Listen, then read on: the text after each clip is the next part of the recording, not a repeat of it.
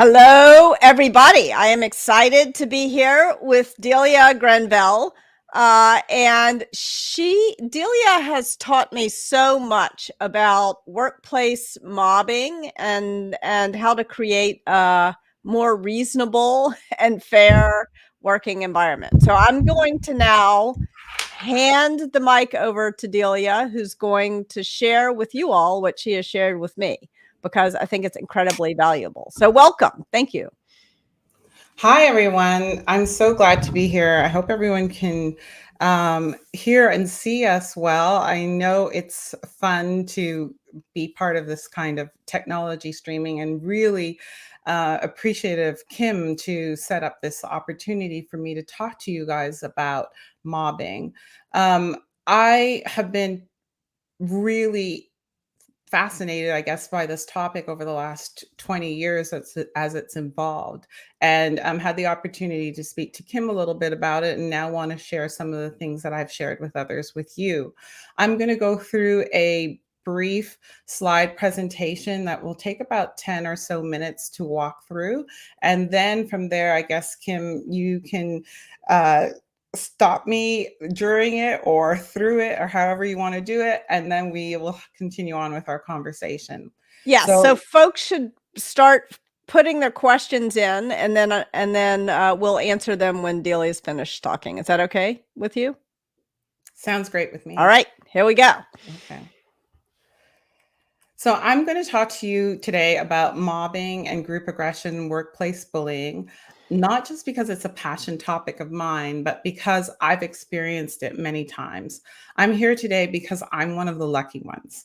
I've lived through the eye of the storm, and now it's time to pull this topic out of the shadows and to share some lessons learned. Think back to when you were in grade school. Were you ever bullied? Did you ever witness bullying? Did you perhaps participate in bullying yourself? Bullying is a kid's problem that ends in grade school, right?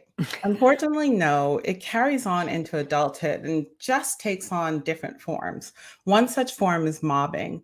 Mobbing is adult bullying. Mobbing is adult bullying in the workplace. Mobbing is rooted in group think and group aggression with underlying elements based on fear, competition, and envy. A group of people work together, directly or indirectly, sometimes on purpose, but not always, to remove a coworker. If you don't believe that bullying continues into adulthood, let me ask you a few questions. As an adult, have you ever been ganged up on? For example, have you ever felt alienated in a team environment? Have you ever thought you were aligned with a teammate and then undermined or undercut? Have you ever been stabbed in the back when you thought you were on the same page? Have you ever been cast as the villain or a bad person with no idea how this could be happening after doing visible, objective, and measurable good work? Have you ever been the subject of rumors or innuendo, but weren't sure who they were coming from? Have you ever felt that everything you're doing to protect your good name and reputation isn't working? Let's flip the script. Have you ever participated in a group that made someone else feel or experience any of those things with the goal of getting rid of them? If you've answered yes to any of these questions, I'm not surprised because the statistics show that one third of adults have been targeted, participated in, or witnessed bullying or group aggression. And some part of that is also known as mobbing. Targets, ringleaders, unwitting participants, bystanders take their own role in an all too perfectly moldable situation in the workplace. And in mobbing, it may be difficult to know who is playing what role. As a senior level corporate veteran, I've seen and experienced mobbing from high tech companies to not for profit boards. Mobbing can't just be excused as water cooler gossip and this is the way it is, or just swept under the rug. Mobbing ends careers, destroys mental health, creates toxic environments, and diminishes productivity. Mobbing is anything but trivial, and it's all around us, whether we choose to see it, participate in it, or fall victim to it. One of the main drivers of mobbing is change, the desire to do something differently. Mobbing often becomes a response to protect the status quo, especially in a culture with poor communication. I want to make sure we understand that. Mobbing won't manifest without a main driver, in this case, change, and a cultural deficiency, in this case, poor communication. Group behavior is primal, according to Psychology Today's 2012 blog titled, Are You Being Mobbed at Work? The group nature of mobbing provides perpetrators with plausible deniability, making it difficult to pinpoint, blame, or identify the nucleus of the attack. Mobbing requires a ringleader who can be anyone in the workplace, a peer, a direct report, a manager. The ringleader offers a story of how the target is jeopardizing the status quo, and an antagonist, the target.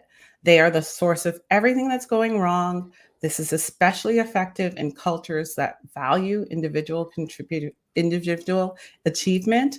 The term psychologists use is fundamental attribution error, and also an end goal to rid the workplace of the target and reset to the status quo. No more recalibration, no more change, everything back to the way it was. Character assassination is the mob's primary weapon. The target of the mobbing will be both good and bad at qualities that are diametrically opposed each other. The strategy is something will stick and provoke the target into an unfavorable reaction. Since the victim tends to be a top performer in her field, the mob is unable to attack her job performance or work ethic, so instead they dismantle her character.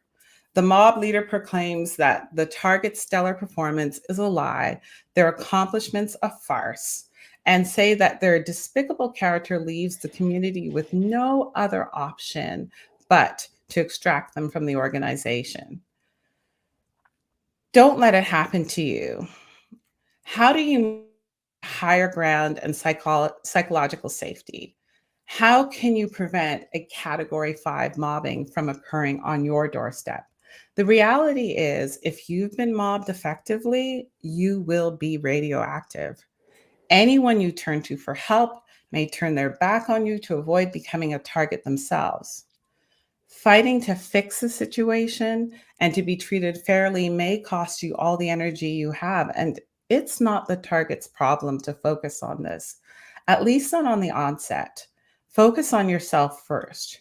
Here are 5 things to remember if you are experiencing mobbing. Ditch your ego and reclaim your life.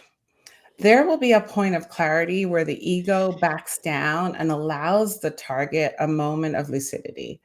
It is at that point the target can say, This is happening to me, but it's not about me. The situation isn't going to change immediately, but you can change how you operate within it. And remember, your only focus at first is to manage how the trauma and aggression impact you. Take up space. Like any human, when we're feeling attacked, our first reaction is to either flee or shrink or both. We become a bland gray rock, we get small, we run away. You just must fight that instinct. Straighten up and take up space again without shrinking or fleeing. It won't be easy, but you can start by simply returning to your normal routine and carry on as much as you normally would. Don't let the mobbing turn you into a shell of your former self. So many targets will come to the same conclusion. My desire to do good work was weaponized to harm me. This one is the greatest loss of innocence. I've listened to victims now, from celebrities to employees, to know enough to know that this particular feeling hits hard, because after being taught there's no I in team, that we're all in it for each other, it's in that moment, we learned that not all teams are the same and how much we can trust the team completely or not. However, what you can do at this stage is create a team of folks who you can rely on to stay above water. Other teams may be working against you, but this team will help you to move forward. Control the communication. The ringleader of the mobbing wants to deliver the target as a village idiot. Once the ringleader has revealed themselves, and they will through martyrdom or attempting to direct you, you can control your communication to not provide ammunition. One, only communicate in ways that move things forward, nothing else. Two, avoid additions and embellishments, keep it tight and simple. Three, no jokes or levity, you're all business. And four, keep it dry and plain spoken, not forever, but just while you're dealing with the situation. Then begin designing and restructuring. Remember, the mob is hoping you'll shrink and flee. Take charge of your interactions with others and pave the way for your future at the organization if that's what you want. Streamline meetings and only attend those where you are needed. Focus on always adding value. It's a waste of time to rectify the opinion and belief system of the mob. You could work yourself to the bare bone and never shift their intent to get rid of you.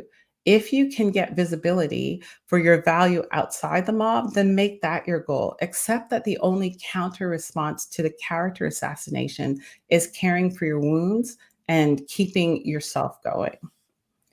So, how to stop group behavior? Avoiding or surviving mobbing requires preventative self-care that isn't all too different from managing trauma. The main message is during a mobbing isn't the time to try to change the politics or the culture or even the goal one has for their career. Mobbing is a group drama based on fear, shame, and envy. And when mobbing occurs, it becomes a time of self-preservation. If the target can interact with a plot where knowing where their role ends and the group theater begins, then we have hope. We can take a stand and put an end to these destructive and traumatizing behaviors. Thank you. Thank you so much. I was learning every time I speak to you. Even though I've heard you say this before, I learned a lot this time. So thank you. So much wisdom in this. And I I especially like what you said. Very often when mobbing is happening or any other kind of bullying is happening, I think that people use words to bully, not to communicate. Yeah. And it is a waste of brain cells and time to try to engage with that kind of communication. So much wisdom. Thank you so much. I want to invite people who have questions or thoughts to submit them here. Delia, the other thing I wanted to say, that the other thing I was thinking about, and we'll drop a link to this into the chat, but there was a engineering leader at Google, and he has the idea of creating a difficulty anchor. And so and his suggestion is if you're underrepresented along any dimension, it's not fair that you have to do this, but this is a good way to protect yourself from bullying and from having your work undermined and dismissed. Find someone in the organization who has a reputation for being kind of tough but fair, and go to that person and say, here's what I'm working on. I'd like to get your advice along the way. And then go ask that person for advice along the way. And then when people try to say, oh, this was no big deal, you succeeded because it was an easy task, your difficulty anchor will help you, it will stand up for you. So it's a way of sort of gaining an upstander in the situation. What do you think about that idea? I think wow, that's a really great way also to train that person. Yes. Because I think a lot of times until you're like sitting in someone's shoes, you really don't get it. And I know from previous experience, I'm thinking about a person who rose to the VP ranks at my last company. You know, we tended to have long tenure there. And in coming up the ranks, that person had shared many stories about themselves from mentor to mentor, right? And, you know, you sort of land in a mentor's seat and you tell them a little bit about yourself, and then you evolve and you go to Yeah. the next level. Yeah. But they're sort of left with that residue because they don't know the whole situation. They've Yes. never lived in their shoes. And Yeah. that can really impact your upward mobility, Yes. right? Because they're sort of stuck with the unresolved story. So Yeah. imagine that person's following you the whole time, right? Yeah. And And they're like, living this with is it. bullshit. And they'll call the Exactly. bullshit. Exactly. I had a mentor like that towards the end of my time at my last company. Really great guy. He worked for the CFO, and we were pitching a project together, and I was on the screen like I am with you right now. And he was sort of doing this thing with his eyebrows, Kim. I don't know Yeah. what was going on, but I thought maybe Delia was doing something weird. Uh-huh. But he brought the call to a rapid close, right? And I was like, what's going on? He goes, that was bullshit. There was no way you were supposed to be going through that. What was that dude doing? Right. Yeah. And I'm so used to it. I You didn't didn't think anything of it. Yeah. Yeah. Mm, Yeah. No, it's no. really useful for people to understand what happens Yeah. to folks who are underrepresented along any dimension. Because for those who aren't, they can't imagine that such nonsense is such a commonplace occurrence. Yeah. Maria has a question. Maria Navarro says, "How is HR getting trained to interfere in group mobbing?" Maria, that's a great question. I would Yes. really like to make that a personal part of my business strategy, is going in and talking to HR about this, because from I was recently talking to a team in the UK that's working a lot with harassment and bullying as well. And it seems, especially with group aggression, there's a wall that this is actually happening, Yeah, right? there's a pretense that it's, oh, that it's a form of gaslighting when you're Mhm. like, "I feel like everybody's aligned against me." It's like this Yes. feeling of like, some kind of hostility in the air that is hard to put your finger on. And you don't really have an explanation because of the plausible deniability, right? Because Yeah. it's coming from so many different places. So it's just like, what's going on? And then it's nothing concrete, Yeah. right? It's just these little tiny things, right? These little tiny slights, these little Yeah. tiny movements. A lot of times it could be like a Zoom, you're on a group Zoom and you see everyone typing, or when you go on, the whole meeting goes on mute. Yes. Oh my gosh. Have Yeah. you ever seen that? Yeah. It's like, No. Yeah. what are they doing, right? But I mean, if you tell that to HR, they're gonna think like, "That's not relevant." Yeah, you But get called paranoid, but yeah, you're not exactly. paranoid. So Agnes has a question. Agnes Baudry says, "One thing that often does not work is using HR processes when bullying comes from someone senior, which can cascade into mobbing when they set the tone for the whole team to chime in. HR, in my experience, tries to keep things quiet and unchanged as a path of least resistance." So this does sometimes happen. Absolutely, I want to acknowledge. I also want to say that in theory, and in fact, like so many of my best mentors and colleagues are in HR, and they're doing the right thing in HR. But it's very difficult for people in HR, and I think it's important to understand the dynamics in whatever situation you're in, because HR sort of has an agency problem. The HR needs to represent the interests of the person who is being mobbed, Mhm. but HR also represents the interest of that senior leader who is sort of creating the conditions for the mobbing, and HR is supposed to represent the interests of the company, and that is very tricky. That is so. A little bit of compassion for HR, Absolutely. and also well-earned skepticism. But I think, I mean, talk to me about HR done right, Delia, because it is sometimes done right. Well, and I think one of the ways it has been done right is if HR actually knows the word mobbing. And Yes. our US HR bases often don't know that word. Yeah, Where I our didn't know that word, and Yeah, I read a whole book about bullying, you know? and so, but they've seen it and they understand it. And in my encounter, going in and talking to them about it, it's been like, oh, okay, that specialized word sort of helps me understand that group of clustering of things that I couldn't name, and I couldn't really support the employee the way I wanted to, because without a name, how is it even possible, right? So I think Yes. that's where we have to give HR leaders some support. And then the other place that I saw Kim in the past is, I have not spoken to an HR leader who's dismissed this Yeah, once they've seen they've it. all And I seen think it. that's Yeah. incredibly positive. Once Yes. they realize, oh, this is the thing and this is the name, they're like, okay, they might not be able to deal with it systemically, but they at least know what it is, which I have seen HR pipelines, once they know that group knows something's there, it will take a while for it to be systemically applied. But, as more knowledge is given, it happens. Yes. And thank you for like making this a not bash on HR thing, because I don't want to do that. I have a lot of HR friends. I actually think they're lovely. Yes.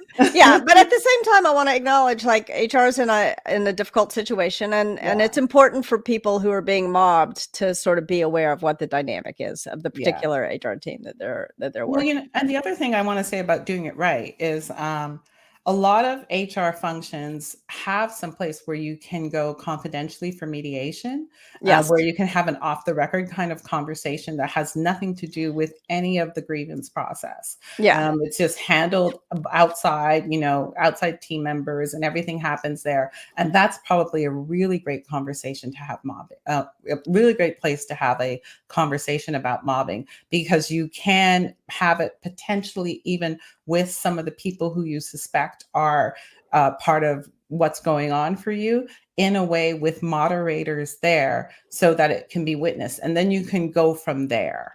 Yeah. Right. And so good HR teams have that ability for folks to have that conversation. Yeah, and then there was one company that I worked with, a really big, like Fortune 100 company, and they recognized that people didn't always feel comfortable going to HR, and that it wasn't necessarily HR's fault. And so what they did was they had operating leaders who were like ombuds people for individuals who had complaints, who were afraid of going through the official channels. They sort of acknowledged that this is a thing, and so here's an operating executive who's going to represent the interest of individual employees who are having problems. So I thought that was good. Cool. Dave Govan has a really good question. He says, and Dave Govan is a person I've worked with. We worked with together at a startup years and years ago. So shout out to Dave. Thanks for being here. Is there a good way to screen out people prone to this when interviewing? Like, how can we prevent? It's a great question. I don't have an answer. I'm hoping you have some ideas, because this is a good, important question. It's a great question. And I have just been looking at so many videos of people talking about this experience when it happened to them. And, it's a lot of trauma coming to the table. I mean, Kim, you like to say manipulative insincerity is where the drama happens. And when I'd never seen you talk or anything before, but when you said manipulative insincerity at the TEDx, I was like, bing, bing, bing, the land of mobbing, the land of mistrust. Yes. Right? The land of trauma. Right. Yeah. So this wasn't sort of happening because of an individual in itself. This is something happening within the team. And can you screen them out? Probably not, because people come with their trauma. But boy, if you can get leaders who are prepared not to stand for it, that's where the change happens, because then everybody gets an opportunity to evolve. The leader can say, you know what? Not on my ship. We're just not doing this today, right? I'm the one who hired him. I brought him in to make this change. It's uncomfortable. I'm behind it. You've got a problem. Talk to me. And I think it should be that way, because it's an opportunity, even for people who are prone to it, to find a different way to evolve through it. And that's better for all of us. Yeah. And I think you touch on something that's really important here, because this is not like a personality attribute.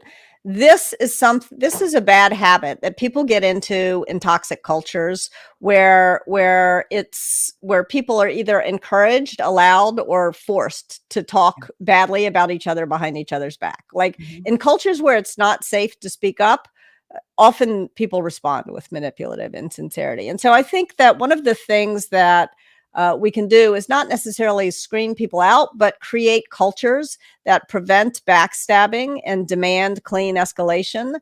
So that if somebody comes, if we hire someone new and they come and they're talking badly about someone behind someone else's back, it is the person, whoever they're talking to, will say, you know, I don't want to talk about so and so behind their back. Can you go talk to them directly?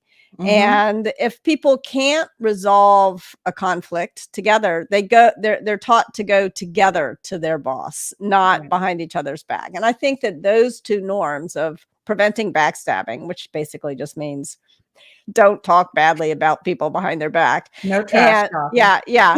And but also having leaders know that it's their responsibility to help people resolve conflict, but to help them in the right way, not sort of play shuttle diplomat, but instead sort of work together.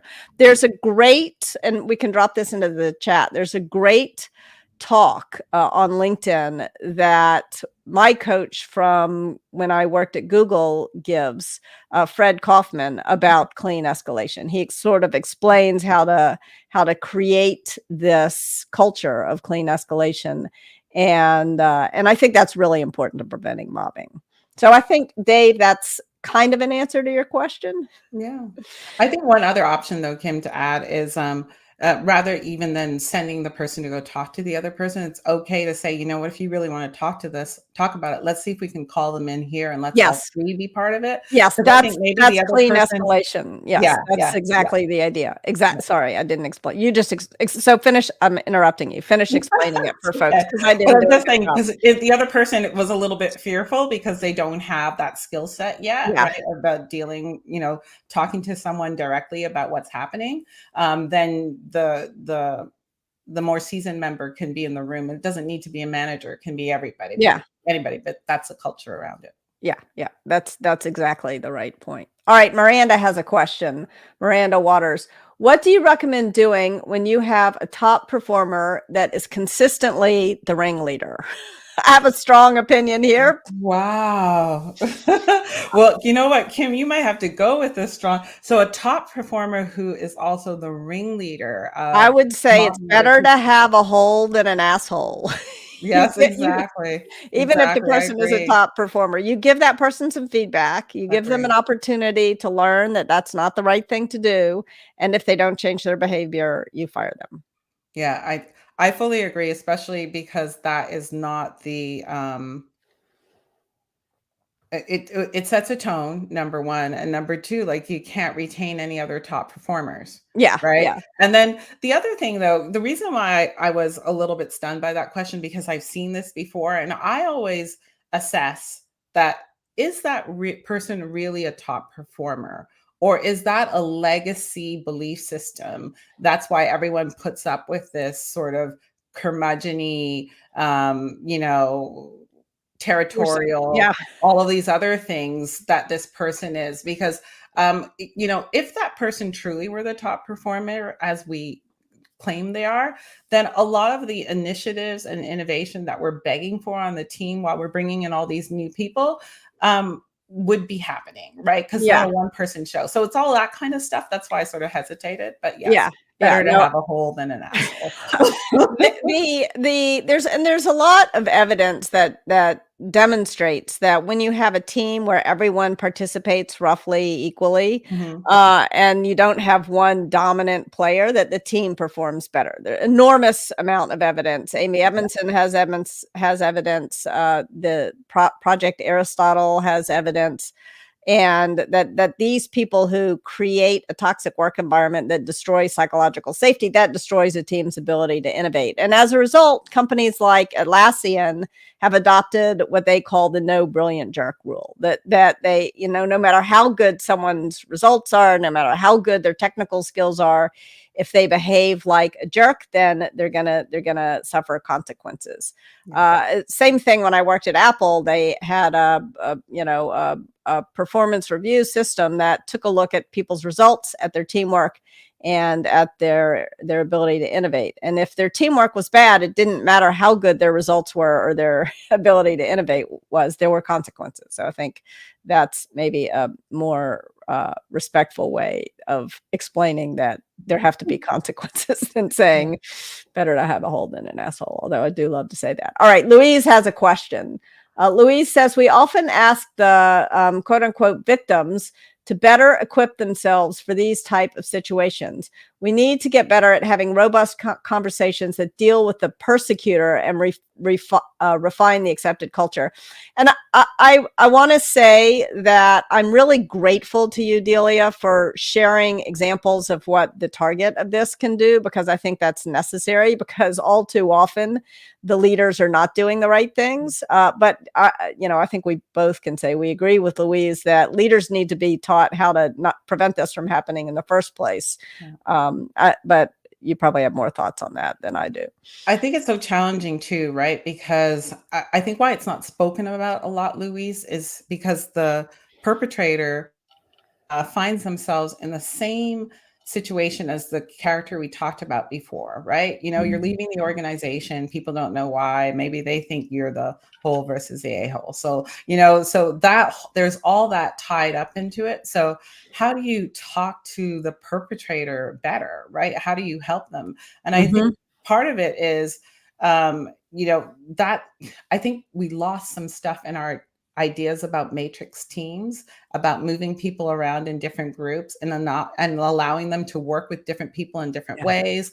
We've lost some of the real meaning about why we do those kinds of personality assessments, like the one you and Gretchen did the other day, to help maybe a questioner work with a rebel and not ostracize the rebel, right?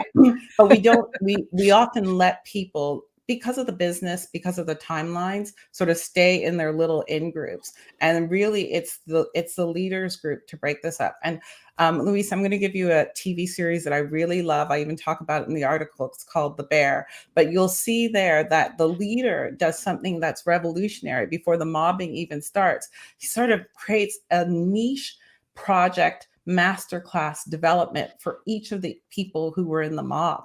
And this gives them the insight of, oh, this is what the top performer was demanding of us, but they go through their own personal journey. Now, I know managers have time to sit around all day and come up with these things, right?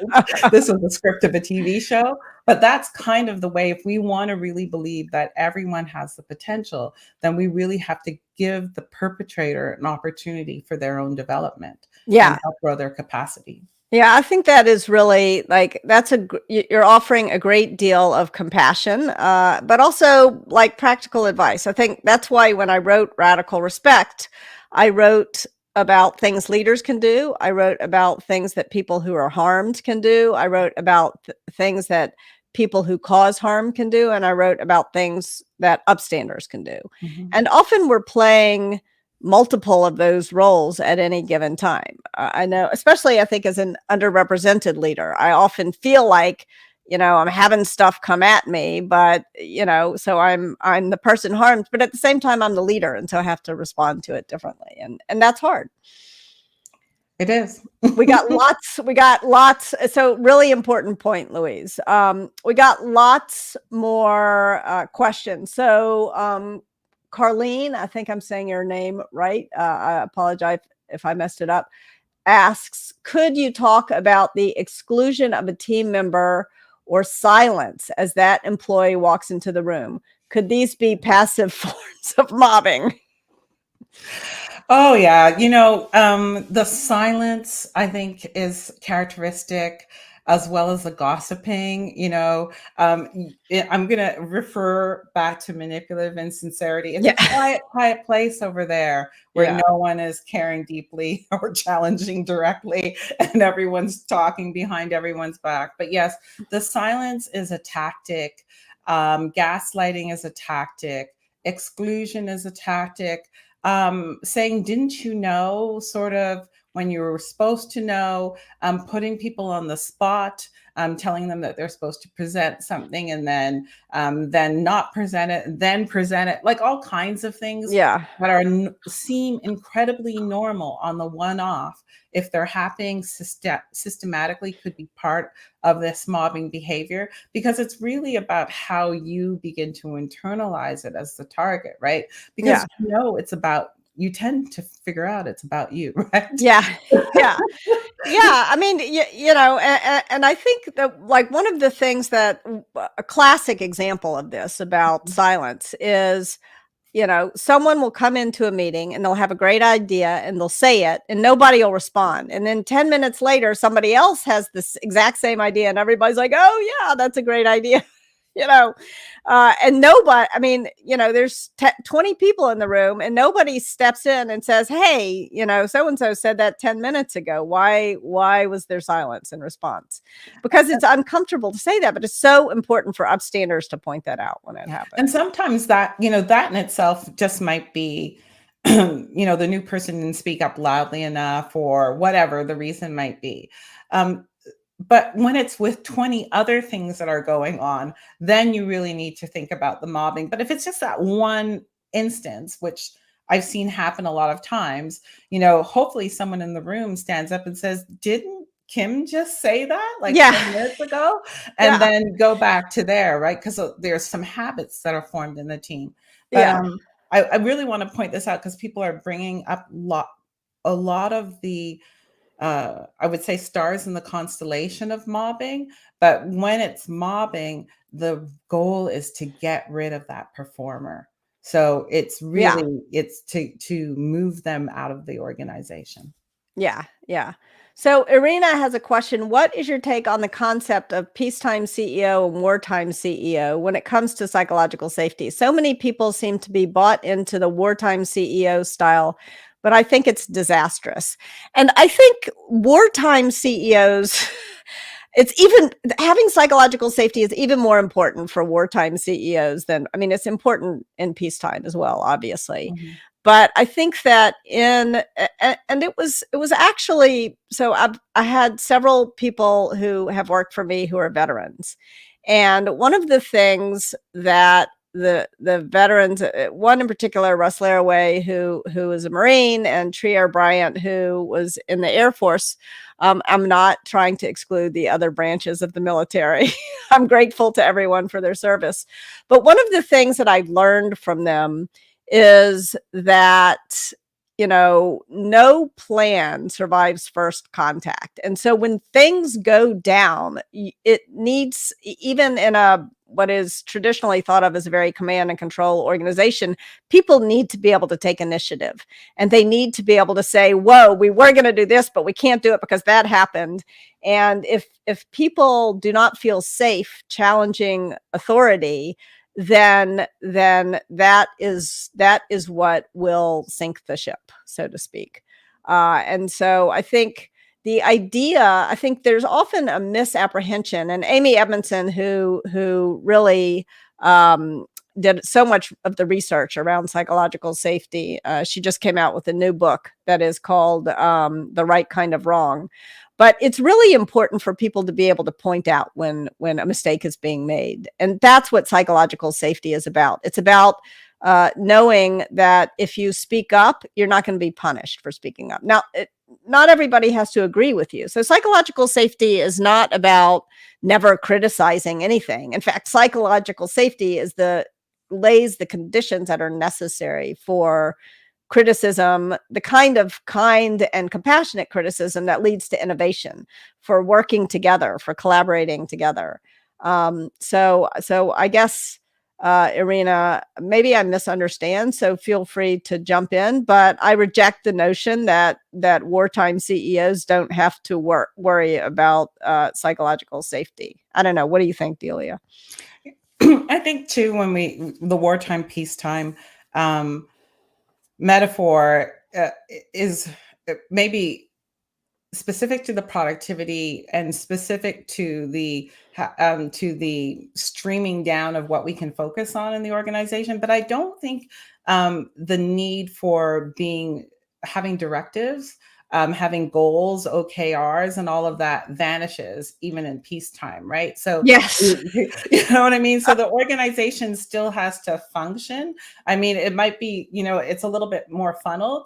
And from a mobbing perspective, I would say quite honestly, I think that mobbing happens more during peacetime than wartime because people don't have time to be focused on what's boiling on their neighbor's pot.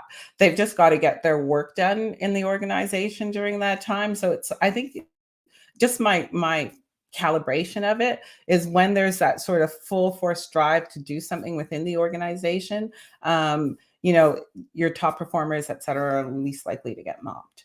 Yeah.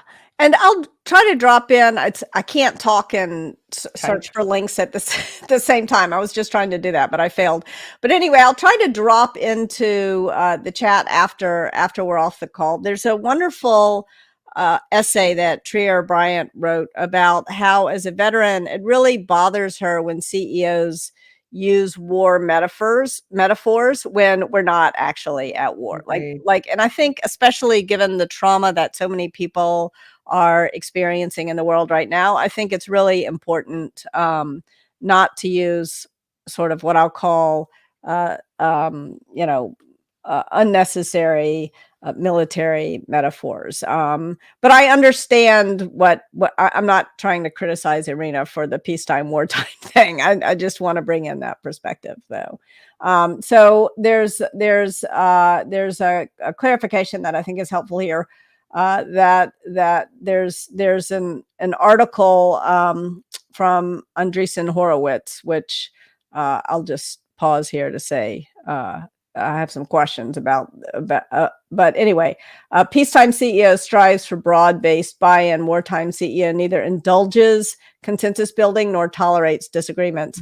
So I don't think that one of the things that I learned about in business school is that in World War II, there was a lot of concern in the United States that our that we were tolerating more disagreements, that we were that we were not as command and control as the Nazi military was.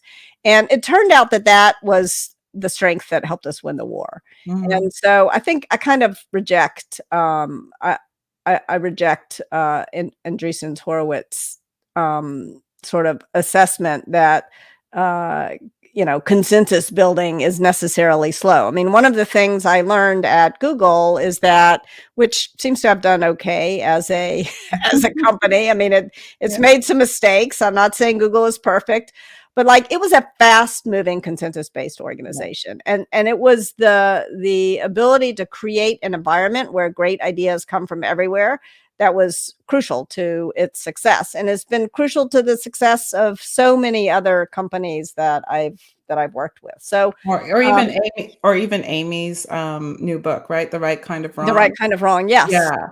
So, but I think what we're noticing is that these words are evolving. Like consensus is evolving. Like consensus, the way we thought about it in the 20th century, is not consensus now, right? Yeah. Yeah. So I think that's kind of sometimes when we use these words, we also have to sort of let go of their old definitions and or push to the evolving definition.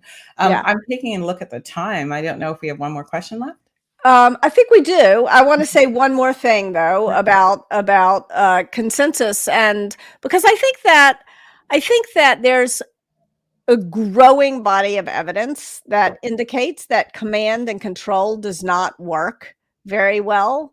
And I think there are new leadership philosophies that are offering better alternatives, and those alternatives do not say, "Oh, we should move slowly." Those alternatives are like, this is how we move faster. Actually, command and control is slow and kludgy, and it doesn't take advantage of the skills and expertise that human collaboration offers. Okay, so Louise says, I think there needs to be a hybrid. Sometimes command and control is necessary, and if there is psychological safety, people accept it. It becomes an issue when it's the only approach. And it isn't easy to do the right behaviors when there's no turbulence. The strength is doing the right thing for the right outcomes, irrelevant of the environment. So I would. What do you think, Delia? I think it's like potato, potato, questionnaire, innovator, rebel. Like it's just your personal not everyone's going to respond to it in a different way. So coming from your orientation, how you experience command and control might be different. And it's also what's going on in your life. Like we forget that these beautiful human beings are human beings. And there's been plenty of times when, back in the day when I had a toddler and a nursing baby that, what? You do you. Manager, just let me know what needs to be done here. Yeah. I'm here. I got it done. More instructions, the better. And other times where, you can be, you want that freedom to innovate, et cetera. And that's what we're being paid for as leaders, to help calibrate the organization to do the right thing at the right time. Yeah. I think, maybe I have a bias as Gretchen and I were talking last week. I'm definitely a rebel in her. Yes, you are. four tendencies. So it would be natural that I would resist command and control. But having said that, even other people who, for example, I recently spoke at West Point, and you might think that West Point is the ultimate command and control leadership, but their teaching of leadership is not command and control. What did they want me to speak about there? They wanted me to teach the cadets about speaking truth to power, about when you get a command that is going to get you killed, you need to say something. Don't just go get killed. Isn't that command and control evolving? This is what I'm saying. Like, that's why I'm trying to break the 20th century molds of language, because these things have evolved. Like we were doing them in their baby stages, baby us, baby thing. You know what I mean? Yeah. Baby innovation, and now we got big. Yeah.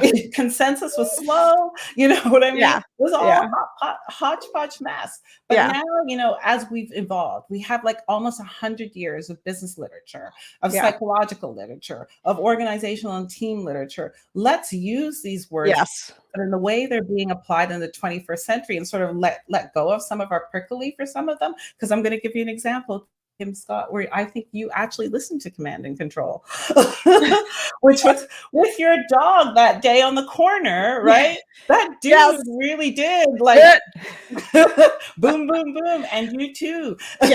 Or else the dog's gonna get killed, But I would say that was clear, not command and control, but maybe it is command and control. Maybe because I think command and control has evolved, right? And that's why I sort of sit in this different place of it. At least I want it to. I don't want old school command and control.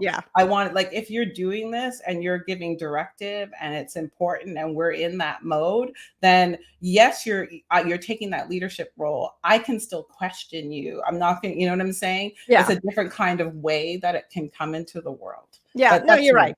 Like I was working with somebody recently on writing something, and I, as a rebel, if you give me a deadline, I promise you I'm not going to hit it. But this person really needed a deadline. And so I'm like, okay, well, let's come up with, but it was a requested deadline, not what, because it is my firm belief that telling people what to do doesn't work. That what works is listening to them, helping them clarify their ideas, being open to debate, not grabbing all the decisions, but pushing decisions into the facts, making sure that you're taking the time to persuade the people who weren't along that first part of the journey that this is the right thing to do, and then being open to learn whether or not your decisions were right or wrong, and then to start on that listening wheel all over again is the fastest way to get things done. And I think that's good directive, right? Good. That's like setting good direction, because we are going in the direction. And I guess I'm always one of those Pollyanna ones who wants everything where possible to have the foundation of good direction. And, if you see a chef in a kitchen and they've got all those pots and everything they've got to move, and it has to be timed and all of that kind of stuff, they're in sort of those really time box pressured situations. it is sort of do this, do that, do Yeah. this, but everyone accepts it because they know they're also creating. So Yes. that's what I'm saying. Maybe the new kind of command and Yeah. control can be And I that. think that's what Louise was saying as well. Yeah, and Kim says it needs a different word for her, or else she's not gonna take I'm it not at all. I'm not She's gonna like, take your "No command. way, I don't care how you dress that up on a Sunday with a cherry on top. No, no." Yep, yep, that is true. That is me, the rebel. But maybe that's why I love to write books, you know? I get to control everything in the book. Maybe I love control more than I think. Who knows, right? Isn't it so interesting? It I is. think it's good to have these discussions though, because I think it really helps everyone in the organization have an Yeah, opportunity to grow because we don't give enough time to thought leadership. Um, and and the kind of thought leadership that allows each of us to develop in the kinds of conversations that we want to have to move whatever we're working on forward. So yeah, I think that's exactly right. Well, I think we're just about at time. It is always such a pleasure to talk with you, and I wanna thank everybody who came to join us for our conversation. Always great to get questions, and I think it helped me clarify, my understanding of your ideas, Delia, and, I wanna end by thanking you for giving us a word, for helping people, because if you can't name it, you can't fix it, as yeah. Kimberly Crenshaw said. And by naming it, you're gonna help us fix it, no matter what our role in And I wanna also is. say that I did not name this word. It was named 25 years ago. I think I mentioned that about the literature, by a psychologist in Sweden, mobbing. And it's well known in Europe and also in New Zealand and Australia, but less known here. And I think we're at the point, Kim, at this evolution with our growth in the understanding of gaslighting in the year of Yes, 2022 to yes, start to understand that that if someone comes to us and tells us they're experiencing this weird thing, but they don't have a name for it, then we don't dismiss them, but we can sort of be curious and find out what's going on. yes. Thank you. Thank you for helping to create a better workplace. And thank you, Kim, for the opportunity. Take care, everybody. Bye. Bye.